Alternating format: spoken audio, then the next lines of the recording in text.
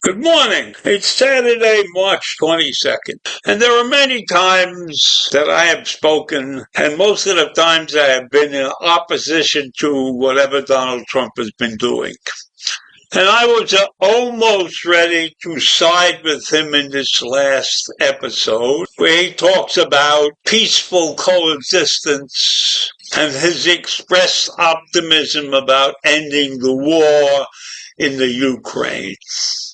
And he said that before there was a massive Russian attack on the city of Odessa. So Donald Trump had just gotten finished saying some very nice things and projecting optimism ahead of these peace talks. But it turns out that his expressed optimism is not going very well for him. The peace talks are supposed to resume on Monday. But how can peace talk resume when Moscow has bombarded the city of Odessa in the last couple of days? And Trump held separate phone calls with the Russian President Putin and with Ukraine's leader Zelensky on implementing a partial ceasefire. But that projected optimism about reaching an end to the war. On Thursday that was projected. He said we're doing pretty well. But that was before Russia started bombarding Odessa. So delegations, meanwhile, from Russia and the U.S. are expected to resume talks on ending the war in Saudi Arabia on Monday. But I don't know how anybody can sit down and talk after these vicious bombing attacks took place. As Zelensky said, he will have a team from Ukraine to attend these talks. And I'm not sure those things will actually end up taking place. And he also urged Putin to stop making unnecessary demands that only prolong the war. So Zelensky asking Putin to stop doing these things, and Putin is ignoring the talk and bombing the shit out of Ukraine areas. And Trump says he'll get these peace talks done. We'll see what happens, he says.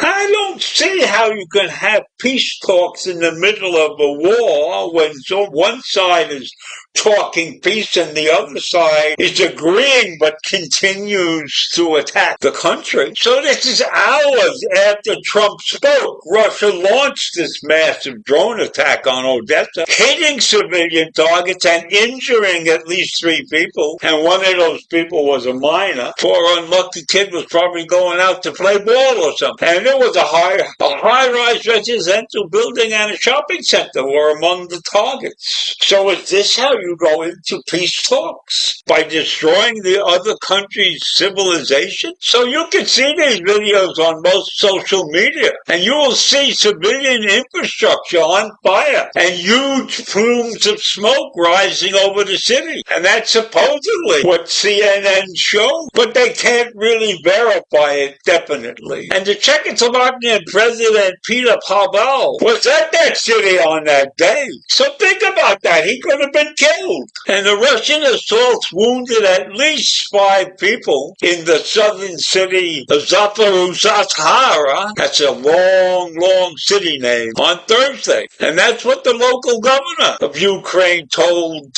Ivan Fedorov. So Russian strikes on Ukraine did not stop, despite their propaganda claims. Every day and every night, nearly 100 or more drones are launched, along with ongoing missile attacks. And with each launch, the Russians exposed the world to their true attitude toward peace. That's what Zelensky said in public on X.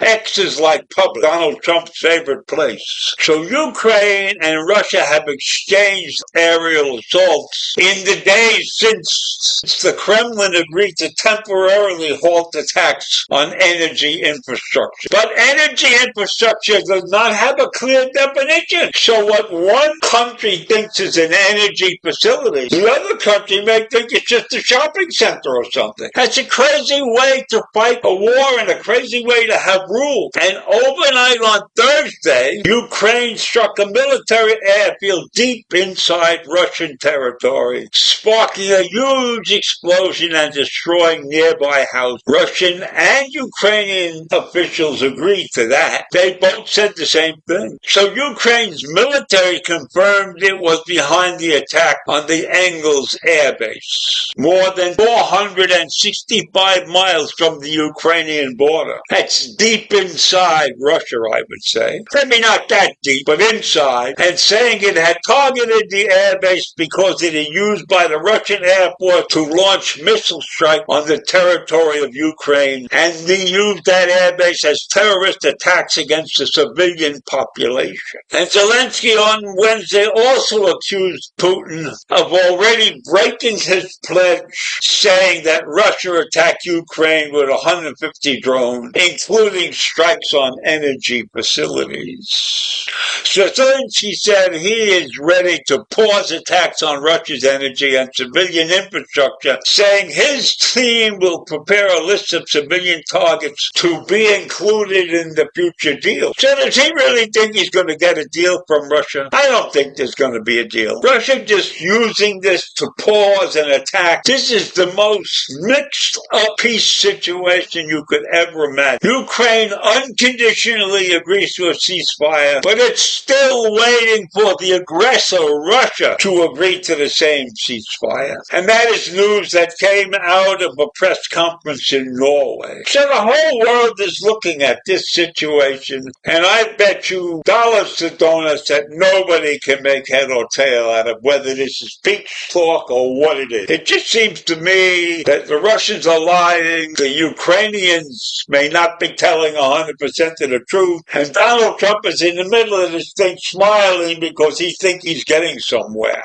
What a pile of shit. So I leave you with that this morning. Who knows when it will end? This is a mess that has been going on for a long, long time. Have a great day if you can.